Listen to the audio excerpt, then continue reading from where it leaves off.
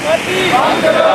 93वां संविधान संशोधन लागू करो। 93वां संविधान संशोधन लागू करो। किसान योद्धा सरदार रुड़का सिंह कल्याण समिति ने शुक्रवार को संविधान की रक्षा के लिए ऊना जिला मुख्यालय पर स्थित एमसी पार्क के प्रांगण में धरना प्रदर्शन किया।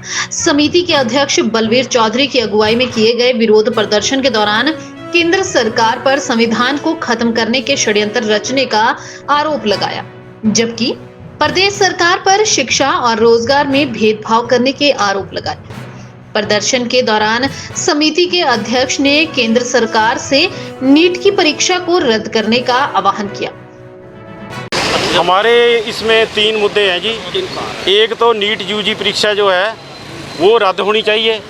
दूसरा हमारा है जो हिमाचल प्रदेश में बैकडोर भर्तियां हो रही हैं, धड़ाधड़ हो रही हैं, ये बंद होनी चाहिए। तीसरा हमारा है कि जो 93वां संविधान संशोधन है वो लागू होना चाहिए, क्योंकि 93वां संविधान संशोधन लागू नहीं होने से एक विशेष वर्ग के साथ, ओबीसी वर्ग के साथ बहुत ज़्यादा भेदभाव हो रहा है। तो पहले तो मैं ये कहूँगा कि नीट परीक्षा जो है ये इससे जो 24 लाख हमारे युवा हैं उनका जो भविष्य है वो दांव पे लग गया है। पूरे देश में जो खबरें आ रही हैं उससे पता चल रहा है कि नीट परीक्षा में बहुत बड़े स्तर पर धांधली हुई है।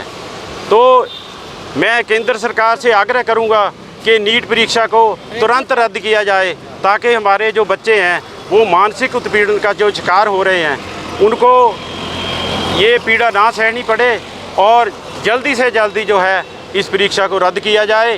बैकडोर भर्ती को लेकर कानून ये कहता है, केंद्र सरकार ने सुप्रीम कोर्ट को लिख के दिया कि वह 45 दिन से अधिक किसी भी मंत्रालय में बिना रोस्टर भर्ती नहीं करेगी।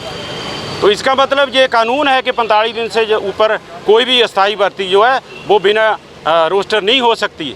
लेकिन जयराम सरकार ने मल्टीटास्क वर्कर रखे, उसमें बिना रोस्टर भर्ती कर दी।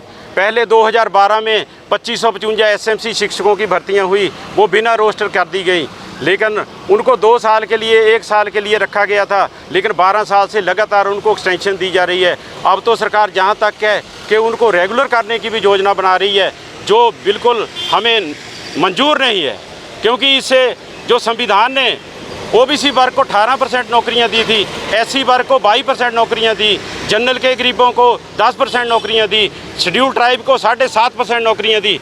वो संविधान ने जो नौकरियां दी थी वो इस बैकडोर भर्ती में नहीं मिल रही हैं। तो ये मतलब इन वर्गों का उत्पीड़न किया जा रहा है सरकारों के साथ, चाहे सरकारों की तरफ से, चाहे वो कांग्रेस की सरकार हो, चाहे वो भाजपा की सरकार हो।